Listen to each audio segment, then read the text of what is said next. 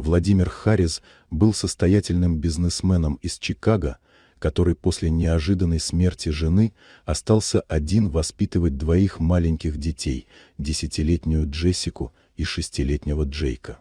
Его дни и ночи были заполнены делами, но он понимал, что не сможет справиться с воспитанием без посторонней помощи. Тогда он нанял няню, молодую женщину с мягким голосом и добрыми глазами, которая быстро заслужила доверие всей семьи. Клэр была не просто нянечкой, она стала опорой для детей и даже для самого Владимира. Она всегда находила подход к малышам, могла развеселить их, когда им было тяжело, и улаживала их ссоры с удивительным терпением. Владимир часто замечал, как дети тянутся к ней, но все же оставался немного настороженным. Он не знал ничего о жизни Клэр за пределами их дома. Однажды вечером, после особенно напряженного дня на работе, Владимир решил пойти за ней незаметно, чтобы увидеть, куда она уходит после смены.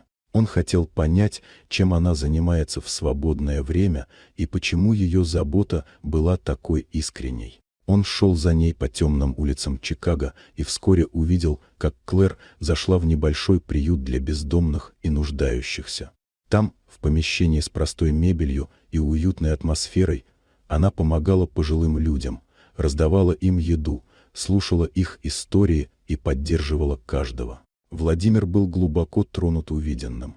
Это была женщина с огромным сердцем, которая, несмотря на усталость и собственные трудности, посвящала свое время тем, кто нуждался в помощи. Владимир осознал, что нанял не просто няню, а настоящего человека с редким добросердечием и силой духа. Он начал больше общаться с Клэр, предлагал помощь приюту, поддерживал ее благотворительные инициативы, и вскоре между ними возникли теплые чувства. Клэр не только заботилась о детях, но и помогала Владимиру снова поверить в любовь и счастье.